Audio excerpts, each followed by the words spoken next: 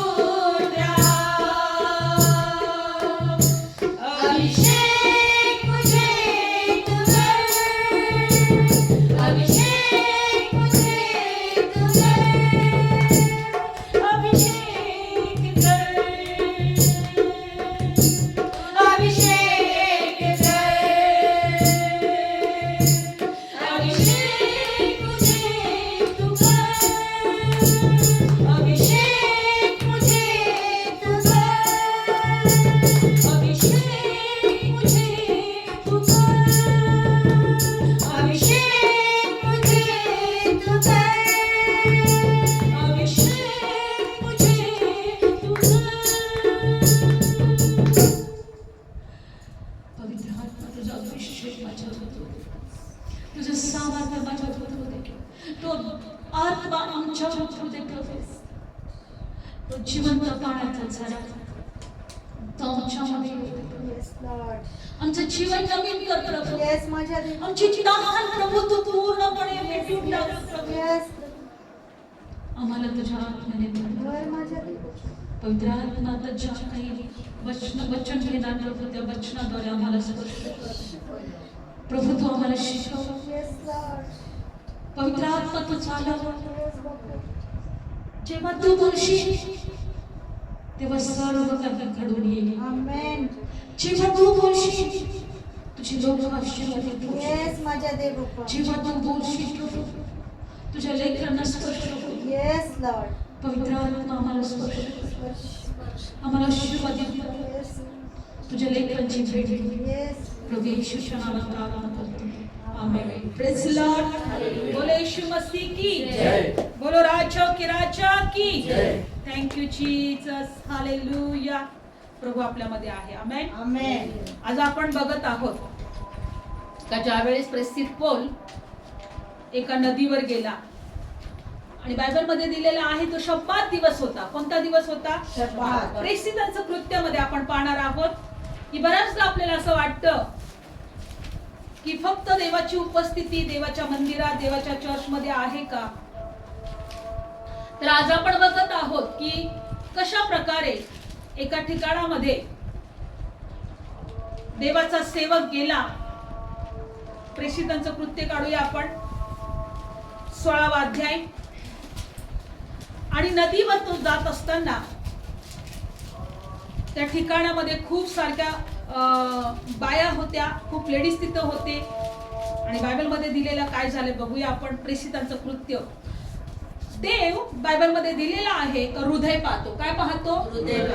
हृदय पाहतो. आज परमेश्वर या ठिकाणी आम्हाला प्रत्येकाला पारखत आहे. काय करत आहे?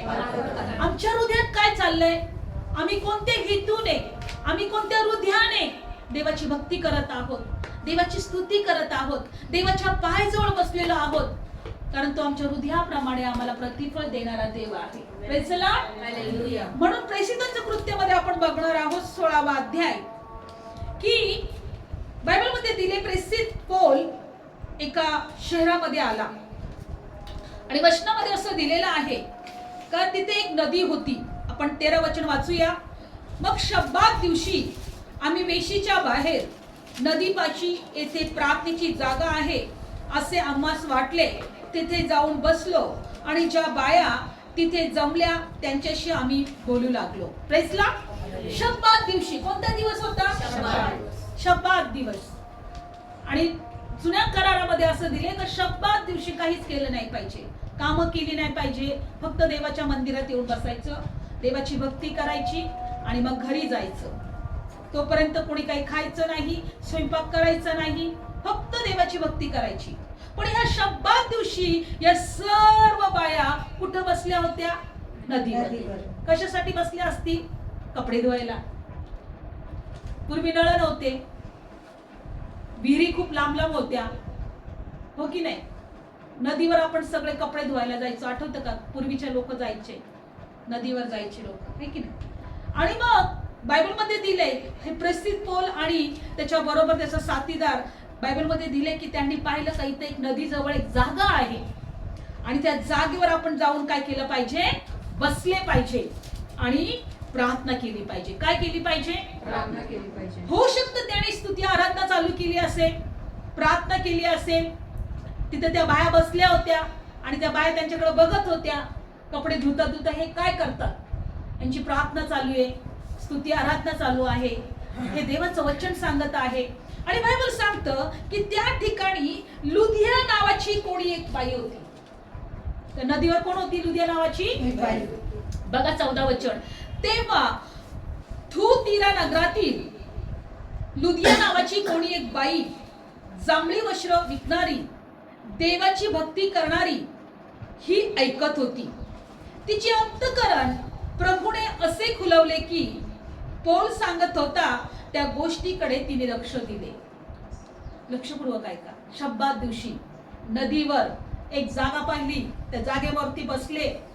म्हणून एक लक्षात ठेवा की असं समजू नका की मंदिरातच किंवा एखाद्या चर्चमध्येच देवाची उपस्थिती आहे का त्याच ठिकाणी देवाचं कार्य होईल, किंवा घरातच एखादं ठिकाण प्रार्थनेचं असेल त्या ठिकाणी देवाचं कार्य होईल. तुमच्या घरात, बाहेर पण, एखाद्या गार्डन मध्ये पण, कोणत्याही ठिकाणी जेव्हा तुम्ही तिथे उभे राहाल, तुम्ही प्रार्थना कराल, तुम्ही देवाचं वचन तिथं बोलाल, तिथं देवाचं कार्य होईल.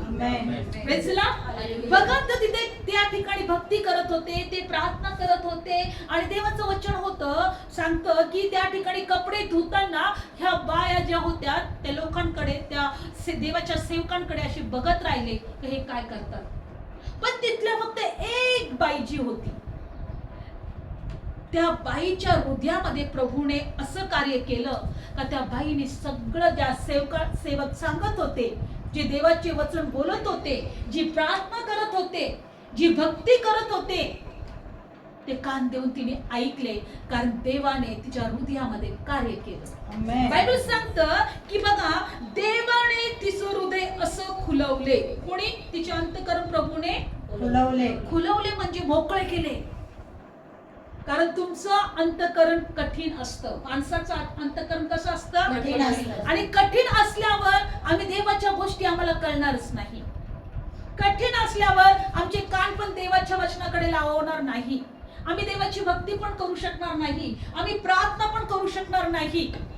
आम्ही तिथे एखाद्या ठिकाणी जर जमू किंवा या ठिकाणी जर जमू, आमचं अंतःकरण जर कठीण असेल तर आम्ही इकडे तिकडे आम्ही गाणं तर आम्ही इकडे तिकडंच लक्ष आमचं जाईल. कोण काय बोललं होतं, कोण काय सांगत होतं, मला काय करायचंय, मला काय नाही करायचं, इथं प्रार्थना झाल्यानंतर मी काय करणार आहे. देवाचं वचन सांगतं की हे लोक होटाने माझा सन्मान करतात, पण यांची अंतःकरण माझ्यापासून कशी आहे? दूर आहे. बघा, यशाच्या पहिल्या अध्यायामध्ये असं दिलेलं आहे की बैल आपल्या धन्याला ओळखतो, गाढव आपल्या धन्याचं काय ओळखतं? ते ठाणं ओळखतो. पण माझी लोक मलाच ओळखत नाही. बघा, गाईला किंवा ते बैलाला, बघा कोणती पण मांजर असो, कुत्री असो, पाळलेले, ते आपल्या आपल्या लोकांना बरोबर ओळखतात की नाही? गाईला सुद्धा जर आपण जर जवळ घेतलं, दूध काढायला का एक लात नाही मारली तर काय, कारण तू माझा धनी नाहीये, तू माझा मालक नाहीये. कोणती पण गाय तुम्हाला दूध काढून देईल का? नाही. बायबल मध्ये दिलंय, हे जनावर आपल्या आपल्या मालकाला ओळखतात.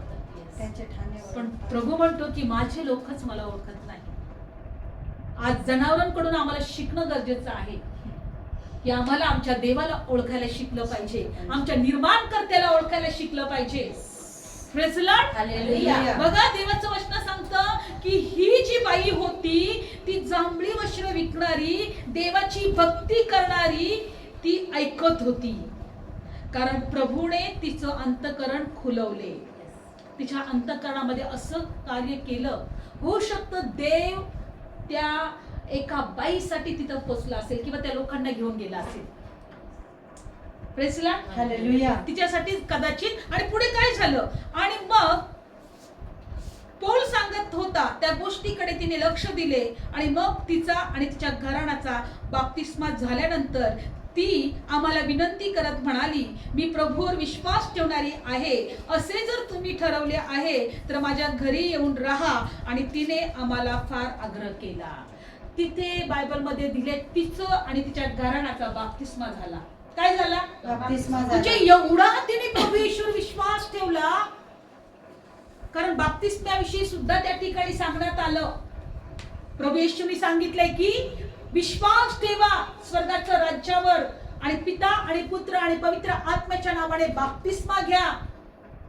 आणि बायबल मध्ये दिले का तिने ह्या सगळ्या गोष्टींवर विश्वास ठेवला, आणि तिच्या घराण्याने आणि तिने बाप्तिस्मा घेतला. आणि ती म्हटली की आता जर मी एक विश्वास ठेवणारी आहे, असे जर तुम्ही ठरवले आहे तर माझ्या घरी या, कारण मी एक विश्वासू आहे. इथं कुठं म्हटले का ती मी ख्रिश्चन आहे? मी जर विश्वासू आहे असं तुम्हाला जर वाटत असेल तर माझ्या घरी येऊन राहा. आणि तिने खूप आग्रह केला का नाही तुम्ही माझ्या घरी आलेच पाहिजे. आणि बायबलमध्ये दिलेलं आहे की प्रेषित पौल तिच्या घरी गेला आणि काही दिवस तिथे राहिला. Praise the Lord. या वचनातून एकच गोष्ट सांगायचं आहे की देव आमचं हृदय पाहतो. काय पाहतो? हृदय पाहतो. आणि त्या हृदयाप्रमाणे तो फळ देणारच. देव हृदयाप्रमाणे फळ देणारच. ही बाई कशी होती? जांभळी वस्त्र म्हणजे काहीतरी कपडे वगैरे शिवणारी होती आणि शिवून ती विकत होती आणि दान धर्म करणारी होती. काय होती ती? दान धर्म करणारी. बायबलमध्ये दिले की ती देवाची भक्ती करणारी होती, दान धर्म करणारी होती. तिला देवाविषयी आस्था होती, देवाविषयी विश्वास होता आणि देवाने तिचं हृदय पाहिलं होतं आणि म्हणून तिला ते देवाचं ती कृपा झाली का परमेश्वराला तिने ओळखावं. देव आमच्या हृदयाचं फळ देणारा देव आहे. म्हणून आपण एरमियाचं पुस्तक आज आपण एक गोष्ट लक्षात ठेवायचं आहे की माझा देव जर माझ्या हृदयाचं प्रतिफळ मला देणार आहे, माझ्या हृदयामध्ये चालणाऱ्या गोष्टीचं फळ मला देणार आहे, तर आम्हाला आमचं हृदय देवाकडे लावायला शिकलं पाहिजे, देवाची भक्ती करायला शिकलं पाहिजे. काढूया आपण वचन एरमियाचं पुस्तक 17वा अध्याय. काढला? एरमियाचं पुस्तक 17वा अध्याय काढूया. एरमिया 17 आणि 9 वचन. जर आम्हाला देवावर विश्वास ठेवायचा असेल तर आमच्या हृदयामध्ये देवाविषयी भक्ती पाहिजे, विश्वास प्रार्थना पाहिजे किंवा देवाविषयी आस्था पाहिजे. एरमियाचं पुस्तक 17वा अध्याय आणि 9 वचन. हृदय सर्वात अधिक कपटी आहे, ते अतिशय नासके आहे, ते कोण जाणू शकतो? 10 प्रत्येकाला त्याच्या आचरणाप्रमाणे त्याच्या कर्माच्या फळाप्रमाणे परत देण्यासाठी मी परमेश्वर हृदय पाहतो, मी अंतर्याम पारखतो. आमेन. आज या ठिकाणी मी बसताना, तुम्ही इथं येत असताना देव आम्हाला काय पाहतोय? अंतर्याम, मन. अंतर्याम किंवा मन पाहतोय किंवा हृदय पाहतोय. हृदय अतिशय कपटी आहे असं देवाने, प्रभूने काय म्हटले माहिती?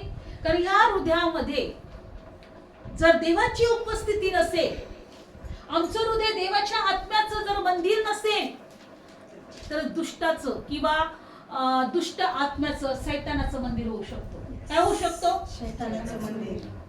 आमचं हृदय किंवा आमचं शरीर, बायबल सांगतं की आम्ही देवाच्या आत्म्याचे मंदिर आहोत. आमचं शरीर कशाचं मंदिर आहे? देवाच्या आत्म्याचे. आणि जर आम्ही आमच्या शरीराला, आमच्या हृदयाला जर देवाच्या आत्म्याचं मंदिर करत आहोत, तर त्या ठिकाणी दुष्ट आत्मे येणार.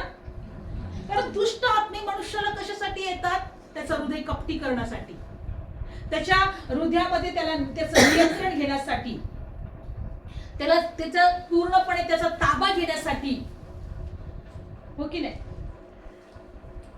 त्या दुष्ट आत्म्याच्या इच्छाप्रमाणे चालवण्यासाठी. कारण देवाचं वचन काय सांगतं? जितक्यांना देवाचा आत्मा चालवतो ती देवाची मुलं आहेत. मग ज्यांना देवाचा आत्मा नाही चालवत ती कोणाची मुलं असणार? सैतानाची मुलं. आज आम्हाला एक गोष्ट लक्षात ठेवायची आहे की आम्हाला देवाचा आत्मा चालवला पाहिजे. काय चालवला पाहिजे? बघा, हृदय अतिशय कपटी आहे आणि नासके आहे, हे कोण जाणू शकतो? कारण हृदयातूनच आम्हाला दुसऱ्यांना शिवीगाळ येते, हृदयातूनच आमच्या जीवनात, आमच्या मुखातून वाईट विचार येतात, मनामध्ये वाईट विचार येतात किंवा आमच्या हृदयातूनच सगळ्या चुकीच्या गोष्टी घडतात. म्हणून आमचं हृदय बायबलमध्ये दिलेलं आहे की कोणत्याही रक्षणीय वस्तूपेक्षा तुझ्या हृदयाचं रक्षण कर, कारण तिथून जीवनाचे झरे निघतात.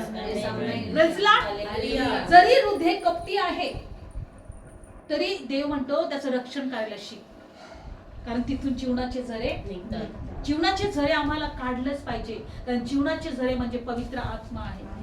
Praise Lord. एक जीवनाचे शब्द आहेत. आपण ज्या वेळेस आपण म्हणू की नाही चांगलं होणार, तर चांगलं होईल. आपण जर म्हणू की मी आशीर्वादितच आहे, तर आशीर्वादित तुम्ही व्हाल. जर तुमच्या जीवनात तुम्ही तुमच्या हृदयातून चुकीच्या गोष्टी निवडून घेतल्या, तर त्याच गोष्टी तुमच्या जीवनात होणार. म्हणून आम्हाला हृदयामध्ये काय करायचं? रक्षण करायचंय. जर आमच्या हृदयामध्ये एखादी गोष्ट चुकीची येत असेल, देवापासून नाही, कारण आम्हाला बुद्धी दिलेली आहे काय चांगलं आणि काय वाईट. देवाने आम्हाला बुद्धी दिलेली आहे. आपण समजा एखाद्या उकिरड्यावर किंवा घाणीवर पडलेली वस्तू खाऊ शकतो का? नाही खाऊ शकत. कारण आम्हाला बुद्धी दिलेली आहे, तिथं घाण आहे, त्या घाणीवर पडलेली आम्ही खाऊ शकत नाही, हो की नाही? आम्हाला घरामधला चांगला पदार्थच खाल्ला पाहिजे. कारलं कडू आहे, आम्हाला ते नाही खाल्लं पाहिजे किंवा नाही आवडत, मी नाही खाणार. चांगलं आणि वाईट जे खाल्लं पाहिजे ते आणि नाही खाल्लं पाहिजे ते आम्हाला कळतं की नाही? तसं आम्ही चांगले विचार आणि वाईट विचार हे आम्हाला ओळखायला शिकलं पाहिजे.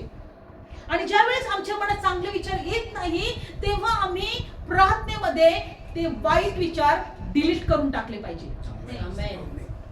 काय करून टाकले पाहिजे? जर आमच्या मनात किंवा हृदयामध्ये एखादे वाईट विचार आले तर नाही, हे विचार देवापासून नाही, डिलीट, येशूच्या नावात निघून जा. Praise the Lord. हालेलुया. आम्हाला हृदयाचं रक्षण करायचंय. काय सांगितले वचनामध्ये? आम्हाला हृदयाचं रक्षण करायचे आहे. आणि कारण की आमच्या हृदयाप्रमाणेच देव आम्हाला फळ देणार. आज कदाचित फळ दिसणार नाही, पण तो फळ देणारा देव आहे. तो फळ देणारा देव आहे. म्हणून पुढच्या वचनात काय दिलेलं आहे की आपण डायरेक्ट 12 वचनामध्ये जाऊया. आमच्या पवित्र स्थानाची जागा पहिल्यापासून उंच आणि वैभवी राजसन आहे. Praise the Lord. आमच्या पवित्र स्थानाची जागा कुठं आहे? उंच आणि वैभवी राजसन इथे आहे. पण पुढे बघा, हे परमेश्वर, हे इस्रायलच्या आशे जे तुला सोडतात ते सर्व लाजवले जातील, ते मातीपासून फितून जातील आणि मातीत लिहिण्यात येतील. कारण परमेश्वर जो जिवंत पाण्याचा झरा याला त्यांनी सोडलेला आहे. बघा, देवाचं वचन सांगतं की आमचं पवित्र स्थानाची जागा उंच वैभवी राजसन आहे. सकाळी मी ज्यावेळेस मनन करत होते तेव्हा एक गोष्ट मी शिकत होते देवाच्या आत्म्याकडून की दुष्ट जो पवित्र आत्मा आहे, माफ करा, जो दुष्ट आत्मा आहे, जो देवाचा आत्मा नाहीये, तो बायबल मध्ये दिलेला आहे की अंतराळामध्ये आहे. तो कुठे आहे? अंतराळामध्ये आहे. आणि मी जेव्हा त्या वचनावर एक मनन करत होते, बघत होते की दानिएल जेव्हा प्रार्थना करत होता, 21 दिवस त्याने उपवास प्रार्थना केली. आणि 21 दिवस उपवास प्रार्थना करत असताना त्याच्या प्रार्थनेचं उत्तर स्वर्गातून येत होतं. आणि अंतराळामध्ये दुष्ट आत्म्याने ती त्याच्या प्रार्थनेचं उत्तर अडवलं. काय केलं? प्रार्थनेचे उत्तर अडवलं. का अडवलं माहितीये तुम्हाला? कारण की दानिएल उपवास प्रार्थनेमध्ये होता, दानिएल देवाची भक्ती करणारा होता. पण दुष्ट आत्मे काय बघतात माहितीये? हा पापी आहे, हा चांगला नाहीये, हा याच्यामध्ये दोष आहे आणि याच्यापर्यंत देवाचं प्रार्थनेचं उत्तर येऊ शकत नाही आणि ते अडवतात. माहितीये तुम्हाला? पण आज कसं होणार नाही, कारण की प्रभूने आमचे अपराध त्यांनी स्वतःवर घेतले. तुम्हाला बघायचंय, मला ते सकाळी ते मी वचनावर बघत होते की कशा प्रकारे दुष्ट आत्मे मनुष्याचे कार्य करतात, त्याच्या प्रार्थनेचे उत्तर अडवतात. बरेचदा आम्हाला असं वाटतं की आमच्या प्रार्थनेचं उत्तर का मिळत नाही. पण जर आमच्या अंतर्यामाचे विचार चांगले असतील तर त्याचं फळ आम्हाला मिळते. म्हणून आमच्या अंतर्यामामध्ये नेहमी देवाची उपस्थिती पाहिजे, प्रार्थना पाहिजे, चांगले विचार पाहिजे.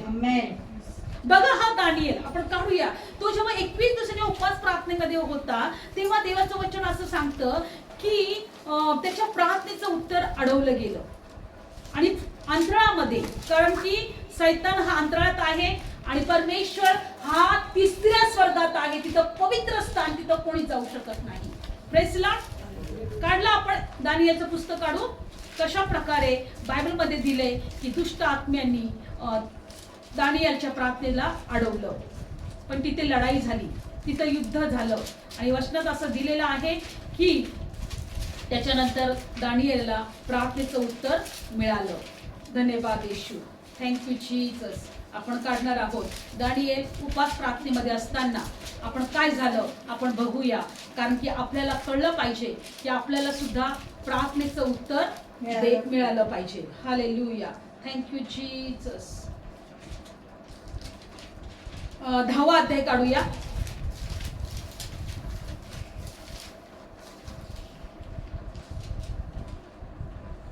काढलं वचन. दानिएल 21 दिवसाच्या उपवास प्रार्थनेमध्ये होता. किती दिवसाच्या? 21 दिवसाच्या. हा. आणि बायबल मध्ये असं दिलेलं आहे, आपण 10व्या वचनापासून वाचूया. 10वा अध्याय 10वं वचन. पहा, एका हाताने मला स्पर्श केला, त्याने मला उठवून माझे गुडघे माझ्या तळहातावर ठेवले आणि त्याने मला म्हटले, दानियेला, अतिप्रिय पुरुषा, जी वचनं मी तुझ्याशी बोलतो ते समजून घे आणि नीट उभा राहा. आता मी तुझ्याकडे पाठवलेला आहे. आणि ते वचन माझ्याशी बोलला तेव्हा मी थरथर कापत होतो. 12. तेव्हा त्याने मला म्हटले, दानियेला, भिवू नको, कारण ज्या प्रथम दिवशी तू समजून घ्यायला, आपणाला आपल्या देवासमोर नम्र करायला आपलं मन लावले, त्या दिवसापासून तुझे शब्द ऐकण्यात आले आणि तुझ्या शब्दामुळे मी आलो आहे. परंतु पारसाच्या राजाच्या अधिपतीने 21 दिवस मला अडवले. किती दिवस अडवले? 21 दिवस. ज्या दिवसापासून तू मला समजून घ्यायला, आपलं हृदय नम्र करायला आपले मन लावले, त्या दिवसापासून तुझे शब्द ऐकण्यात आले, पण तुझ्या शब्दामुळे मी आलो. एक देवदूत प्रभूला म्हणत आहे. एक दिव्य पुरुष त्याला दिसला, त्याला स्पर्श केला आणि त्याला म्हटलं की मी 21 दिवस, जेव्हा तू आपलं हृदय देवाकडे लावलं, जेव्हा तू तुझं मन माझ्याकडे लावलं, त्या दिवसापासून तुझे शब्द ऐकण्यात आले, पण तुझ्या शब्दामुळे मी आलो. परंतु पारसाच्या राजाच्या अधिपतीने 21 दिवस मला अडवले. किती दिवस? 21 दिवस. म्हणजे हा प्रार्थनेचं उत्तर घेऊन येणारा एक देवदूत दानियेलकडे येत होता, पण त्याला स्वर्गातल्या अंतरातल्या दुष्ट आत्म्याने अडवलं. पारशाच्या अधिपतीने, एक राजाच्या अधिपतीने, पारशाच्या राजाच्या एका अधिकाऱ्याने, म्हणजे सैतानाच्या एका अधिकाऱ्याने त्याला अडवलं. पण पुढे काय झालं तो काय म्हणतो बघा. मग मुख्य आणि पहा, मिखाएल जो मुख्य अधिपतीपैकी एक माझे सहाय्य करायला आला. मग तिथे पारशाच्या राजाजवळ मी राहिलो आणि शेवटच्या दिवसात तुझ्या लोकांना जे घडेल तुला समजवण्याकरता मी आलो, कारण दृष्टांत पुष्कळ दिवसाचा आहे. बघा, ह्या वचनात असं दिले, मुख्य अधिपती मिखाएल. मिखाएल कोण आहे माहितीये? एक लढाई करणारा स्वर्गातला देवदूत. कोण आहे? लढाई करणारा स्वर्गातला देवदूत. आणि मग याच्या मदतीसाठी लढाई करणारा स्वर्गातला देवदूत आला आणि त्याने लढाई केली. 21 दिवस त्याला अडवून ठेवलं होतं. किती दिवस? आणि ती लढाई 21 दिवस चालली. आणि मिखाएल जेव्हा त्याच्यावर प्रबळ झाला, तेव्हा बायबलमध्ये काय दिलेलं आहे का मी, आणि मग 14 वचन, का मी शेवटच्या दिवसात काय घडणार आहे ते सांगायला तुझ्याकडे येत होतो. पण 15 वचन, आणि तू त्याप्रमाणे वचन माझ्याशी बोलल्यावर मी आपलं मुख भूमीकडे करून मुका राहिलो आणि पहा, मनुष्याच्या संतानासारखा कोणी एकाने माझ्या ओठात स्पर्श केला, तेव्हा मी आपले तोंड उघडून बोलू लागलो आणि जो माझ्यासमोर उभा राहिला होता त्याला म्हणालो, हे माझ्या प्रभू, दृष्टांतामुळे माझा शोक माझ्यावर उलटून आला आहे. माझ्यात शक्ती राहिली नाही, तर माझ्या प्रभूचा सेवक माझ्या प्रभूशी कसा बोलायला समर्थ होईल.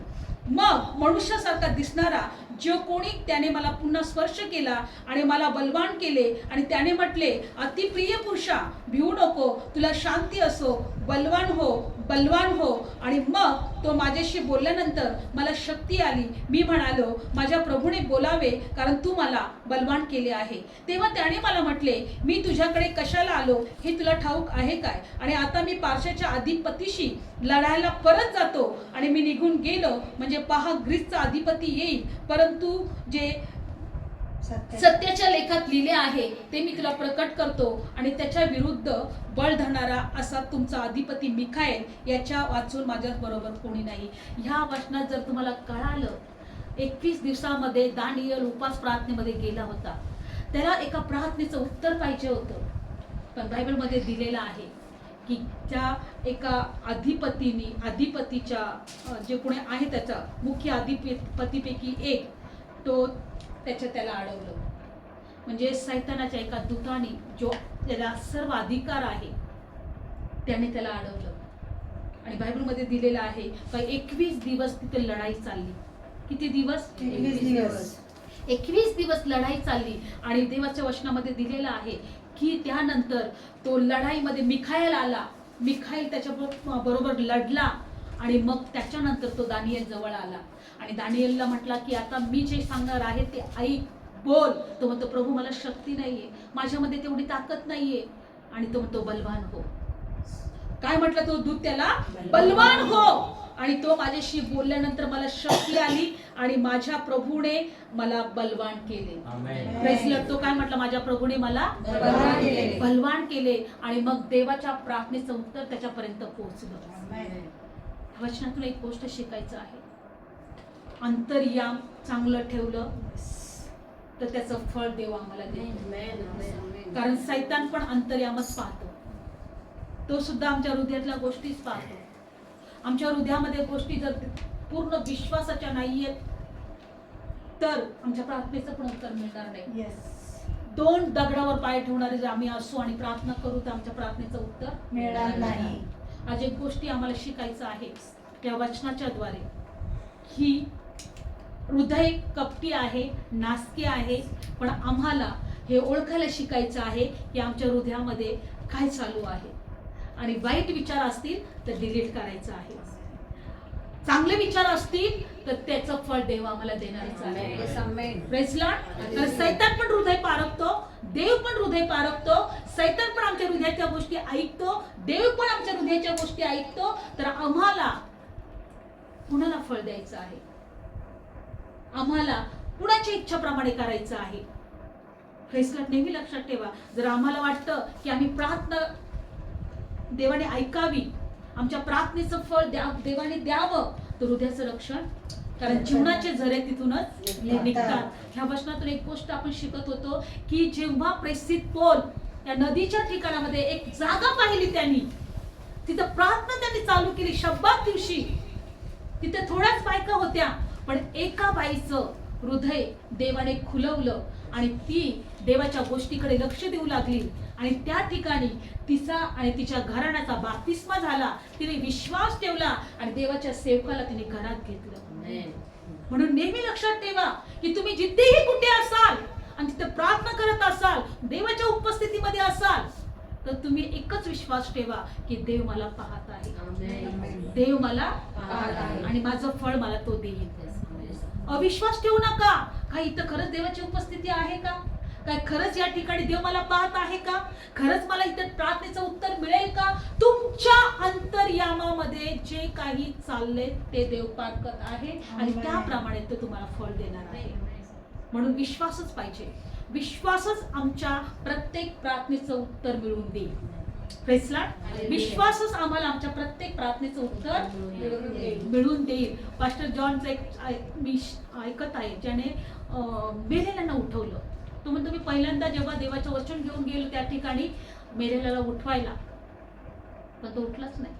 पहिल्यांदा जेव्हा ते म्हणे मी खूप उपास प्रार्थना केली, देवाकडे रडलो, मी खूप दिवस काहीच खाल्लं नाही. देवाला म्हटलं का तू जर म्हटलं आहे की तुम्ही मेलेल्यांना उठवणार, पण का उठत नाहीये देवा, का उठत नाहीये. मग देवाने त्याला काही वचन दाखवले. देवाने सांगितलं की तुमच्या प्रार्थनेचं उत्तर कसं काय तुम्हाला मिळत नाहीये, तुम्हाला अजून त्या अभिषेकाने सामर्थ्याने भरायचे, तुम्हाला अजून देवाकडे प्रार्थना करायचे. आणि तो कंटिन्यू प्रार्थना करायला लागला. त्यानंतर तो म्हणतो अनेक मुर्दे त्याच्याद्वारे उठवले गेले, अनेक लोक मेलेले त्याच्याद्वारे उठवले गेले. आणि ते अशा प्रकारे ज्यावेळेस मी ते ऐकत होते, तो म्हटला की मी सुरुवातीला जेव्हा प्रार्थना चालू केली फक्त 5 ते 6 लोक होते.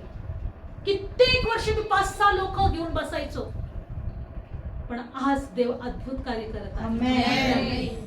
लाखो लोक त्याच्या बरोबर आहेत, पण कित्येक वर्ष फक्त 4 ना 5 लोक माझ्या बरोबर होते म्हणे. कधी कधी 7 का 8 लोक, कधी 5च लोक. पण तरीही म्हणतो की मी विश्वास सोडला नाही, मी देवाचं गौरव करत राहिलो आणि देवाने माझ्या अंतर्यामामधलं पारखलं, माझा विश्वास पाहिला, मला फळ दिलं आणि माझी सेवा आशीर्वादित केली. आज तो मेलेल्यांना उठवत आहे. Praise the Lord. बंद करूया. धन्यवाद. Thank you Jesus. तो देव आमच्या जीवनात सर्व कार्य करायला समर्थ आहे. Thank you Jesus. धन्यवाद येशू. हालेलुया. विश्वास ठेवा, आपण सहज एकत्र नाही आलो, आपल्याला एकत्र आणणारा देव आमच्यामध्ये आहे. तो सर्व समर्थ देव, त्याचं राजा सर्वोच्च आणि वैभव ठिकाणामध्ये आहे. तो आमची आशा आहे, तो आमच्यासाठी जिवंत पाण्याचा झरा आहे. आज देवाचं वचन म्हणतो, तुम्ही जर माझ्याकडे मागाल तर मी तुम्हाला असं पाणी देईन जो सर्वकालीन जीवनासाठी तुमच्या हृदयात उफळत्या पाण्याचा झरा होईल. आणि तो झरा म्हणजे देवाचा आत्मा आहे. Thank you Jesus, thank you Jesus. जीवन के बोझ तले मैं यूं ही दबा रहा, जीवन के झरों से प्रभु मैं अनजान रहा, जीवन के बोझ तले मैं यूं ही दबा रहा, जीवन के झरों से प्रभु मैं अनजान रहा, मैं प्यासा हूँ, मेरी प्यास बुझा, जीवन की तरह हिरन की तरह तुझे ढूंढ रहा, अभिषेक मुझे तू कर,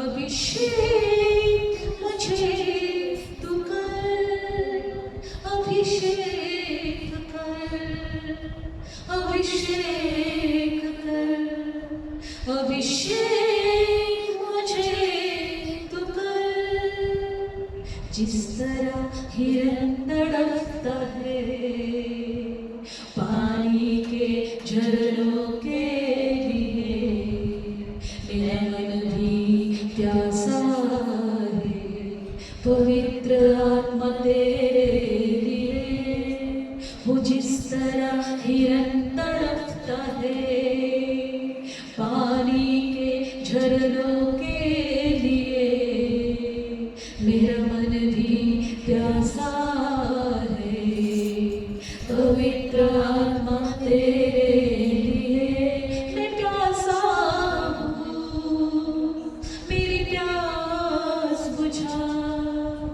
हिरन की तरह तुझे ढूंढ रहा, अभिषेक मुझे तू कर, अभिषेक मुझे तू कर, अभिषेक मुझे तू कर. तुझा आत्मा आमच्यामध्ये टाकतो, कारण जिथं प्रभूचा आत्मा आहे तिथं मोकळीकता आहे. प्रभू येशू, आज आम्हाला प्रत्येकाला तुझ्या पवित्र आत्म्याच्या सामर्थ्याची गरज आहे, त्या जिवंत पाण्याची गरज आहे. जो म्हटलं तर मी जिवंत पाण्याचा झरा आहे. आणि प्रभू तुझ्या लेकराचे ध्यान, तुझा आत्मा आम्हा प्रत्येकाच्या जीवनात आणि हृदयात कार्य करो.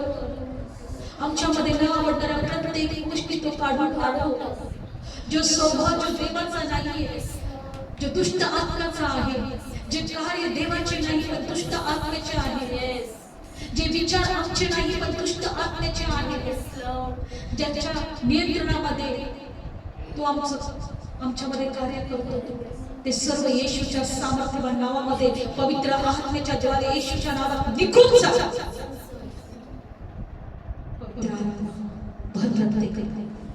कठीणपणा काढून टाका, कठीणपणा काढून टाका, कारण हृदयाच्या अंतर्यामाप्रमाणे आम्हाला फळ देणारा देव आहे.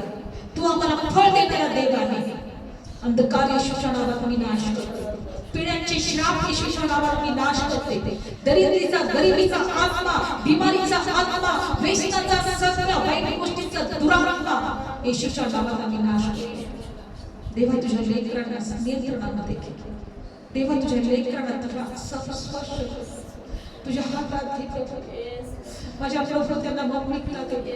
हर एक श्राप जे प्रभू येशू ख्रिस्ताने स्वतःवर घेतले आणि आम्हाला आशीर्वाद दिले, आता आम्ही श्रापित नाही, आम्ही आशीर्वादित आहोत. आम्ही आजारी नाही, आमच्यामध्ये दीर्घ आयुष्य आणि चांगली तब्येत आहे. देवा आम्ही विश्वास ठेवतो, जो आमच्यासाठी दरिद्री झाला, कारण त्याच्या दरिद्री जीवनाद्वारे आम्ही धनवान व्हावं. ते धर्मणाचे आशीर्वाद या तुझ्या लेकरांसाठी मी स्वीकारते. यांचे प्रार्थनेचे उत्तर अडवणारा हर एक दुरात्मे, सैतानाचे दुष्ट आत्मे येशूच्या नावात आम्ही त्यांना नाश करतो. प्रभू तू म्हटला मी सैतानाला विजय सारखा आकाशातून खाली पडताना पाहिले, पण मी तुम्हाला वैराच्या सर्व शक्तीवरचा अधिकार दिलाय, तुम्हाला काही बाधणार नाही. मी तुम्हाला साप तुडवण्याचा अधिकार दिलाय, तुम्हाला काही बाधणार नाही. त्या दुष्टाच्या सर्व शक्तीवर अधिकार येशूच्या नावात आम्ही स्वीकारतो. देवा दुष्टाच्या सर्व शक्तीवरचा अधिकार येशूच्या नावात आम्ही स्वीकारतो. आणि इथे बसलेल्या प्रत्येकाच्या जीवनावर देवाच्या आत्म्याचा अधिकार आम्ही स्वीकारतो. देवाच्या आत्म्याचं नियंत्रण आम्ही स्वीकारतो. सर्व कठीणपणा निघून जाऊ, सर्व आत्मिक कमजोरी निघून जाऊ. हो माझ्या परमेश्वरा देवा, जे हृदय तुझ्याकडे वळू देत नाही, जे हृदय तुझ्याकडे आपले कान लावू देत नाही, प्रार्थना करू देत नाही, वचन वाचू देत नाही, सर्व कठीणपणा या ठिकाणामधून या लोकांमधून येशूच्या नावात आम्ही तो नाश करतो. आम्हाला प्रत्येकाला तुझ्या नियंत्रणामध्ये घे. धन्यवाद धन्यवाद. जे ऐकत आहे ती प्रत्येक व्यक्ती आशीर्वादित होते, प्रत्येकाला मोकळीकता मिळते. चिन्ह चमत्कार साक्षांच्या द्वारे प्रभू येशू तुझं नाव उंचवलं जावं, तुझं गौरव होते, तुझं गौरव होते. प्रत्येक घरात शांती असू दे, प्रत्येक घराच्या अवतीभोवती तुझे दैवी कुंपण असू दे प्रभू. प्रत्येकाचं जाणं येणं आशीर्वादित होते. हर एक दवाखान्याचा खर्च येशूच्या नावात आम्ही नाश केला जाते. आरोग्य तुझ्या लेकरांच्या घरात असू दे प्रभू, त्यांच्या जीवनात असू दे प्रभू. ते जीवनाचे झरे प्रत्येकाच्या मुखातून निघू दे प्रभू. धन्यवाद धन्यवाद. पवित्र आत्मा स्पर्श कर, पवित्र आत्मा स्पर्श कर. होरी वर्ष भरा भरा भरा भरा. त्या देवाप्पा जसं त्या बाईला प्रभू तू स्पर्श केला, तिचं हृदय तू खुलवलं, तिचं मन तू खुलवलं प्रभू. आणि तिच्यामध्ये तो विश्वास आला प्रभू. आणि प्रभू तिच्या घराण्यात आणि तिचं दार झालं प्रभू. आज तेच कार्य त्या लेकरांच्या जीवनात होईल. धन्यवाद धन्यवाद. सर्व महिमा तुला घेते. आमच्या प्रार्थना तू ऐकतो, आमच्या प्रार्थनेचं उत्तर देतो, आमच्या प्रत्येकाच्या अंतर्यामाचं फळ तू देत आहे. येशूच्या नावात आम्ही विश्वास करतो आणि प्रभू येशूच्याच नावात प्रार्थना करतो. आमेन. बोलो येशू मसीह.